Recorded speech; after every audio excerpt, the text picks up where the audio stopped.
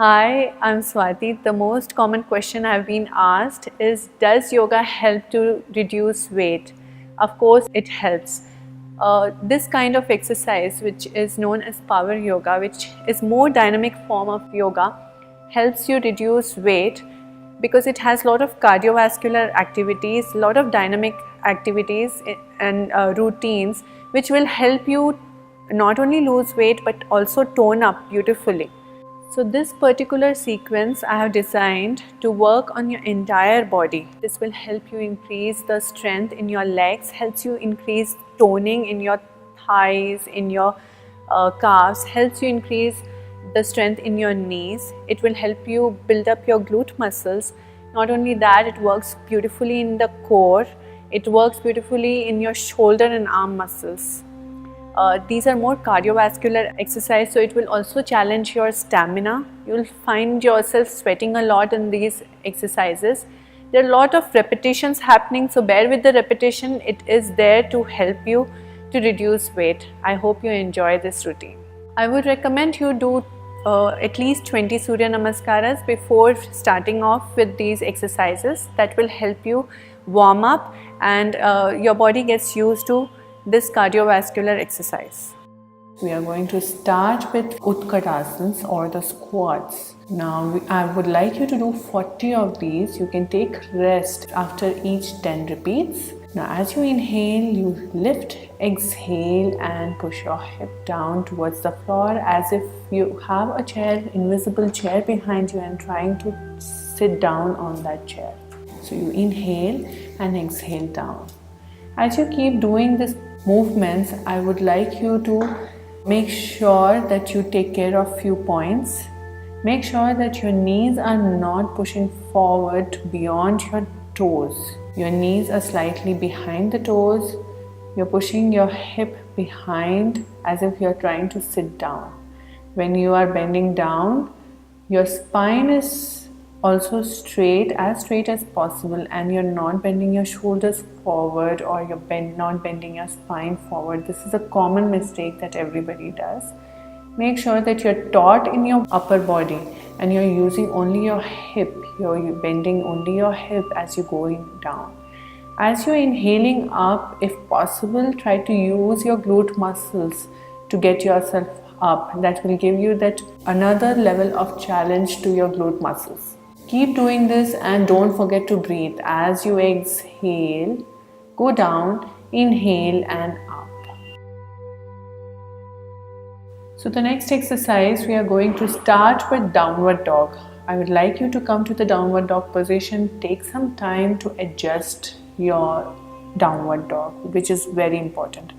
Push your heels down, lengthen up the spine, keep pushing your tail towards the ceiling, make your shoulders strong and keep your ears moving away from your shoulders. Once your downward dog position is right, lift your right leg up and bend your right knee. Push your right knee forward. As you're pushing your right knee forward, make sure that you swing your shoulders just above your wrist.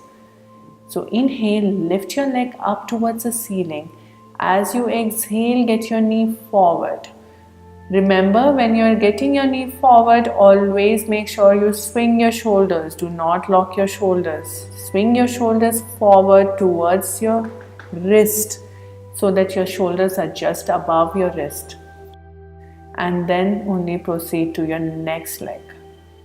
Once your 10 cycles are done, lift your left leg up towards the ceiling. Inhale, exhale and forward. So you inhale, lift, exhale and forward. One small thing I would like you to pay attention to is your abdomen.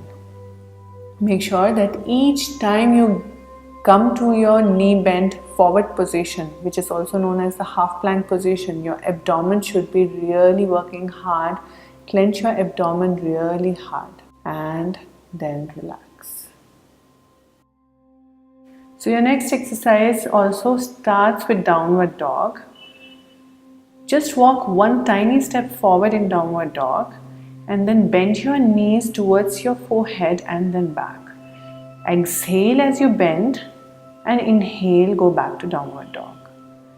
When you're bending, make sure that your shoulders are really locked. You're not swinging your shoulders too much, and you're trying to get your knees as close to your forehead as possible. I would like you to do 20 counts in this exercise. We are going to do a slight variation, or you can say a progression for the next exercise. So from small dog, I would like you to go to plank. So you go to small dog and plank. Then bend to small dog, plank. Bend and plank and bend. As you exhale, inhale, come to plank. Bend as you exhale, inhale, come to plank. I would like you to do 10 to 20 repeats of this exercise depending on how you're feeling right now. Once your repeats are done, just relax down. For the next exercise also, I would like you to stand hip width distance apart. Raise your arms up, down, and lift your right leg up, straight back, and then down up. So inhale, lift, exhale, down, raise your leg up. Inhale, lift, exhale, down, lift your leg up. Continue this exercise for 10 to 20 repeats as your capacity, and then once your 20 repeats are done, you can lift your right leg up, toe pointing out, keep your knee entirely straight and hold this position for 10 seconds. If in this position your hands are not reaching on the floor, you can bend your left knee at this point and make sure that you get enough balance by placing the hands on the floor. Your palms need not be on the floor, but your fingers can give you that nice hold. Once your holding is done, we'll repeat the same thing on the other side. Put this leg down on the floor and raise your arms up again towards the ceiling. Inhale and exhale down. Each time you're lifting that left leg up, make sure that your knee is completely straight, your toes are pointing out, so you're working on that ankle, working on that calf muscles, working on the shin, working on your knee, your thigh, your hip. The entire lower body is working really hard. Once your 10 to 20 repeats are done, lift your leg up, stay in the position for 10 seconds. Feel your body, feel your lower body, feel your upper body. Your lower body is working really hard in placing that leg in the air. Keep it really tight. You will have a temptation to bend your knee, but make sure that you do not bend your knee. And once your 10 or 20 seconds are done, get your leg down and lift your arms up as you inhale, and exhale, relax. Lie down on your back, raise your legs up, and now as you exhale, circle your legs anti-clockwise and inhale up. Exhale anti-clockwise, inhale and up. In this particular movement, make sure that your knees are not bending. If your hamstrings are too tight, it's okay to bend the knees a little bit, but not too much, otherwise you are not going to feel anything in your abdomen. Another thing is, if you're feeling too much pressure on your back, make sure that your legs are not going low towards the floor.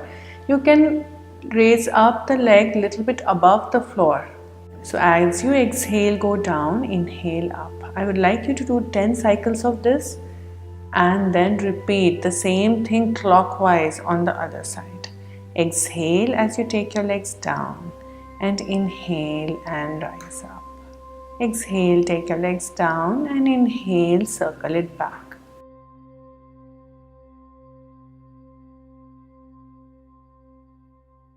Once you are done with all this, your abdominal churning, lie down in Shavasana and relax.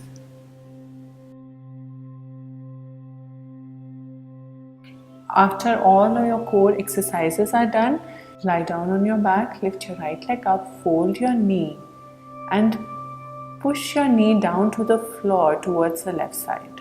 Use your left hand to push the knee down on the floor and feel the twist in your back. Make sure that your shoulders are not getting lifted up. Lift this leg again back to the normal position. Same thing on the other side. lift your left leg up and fold it across.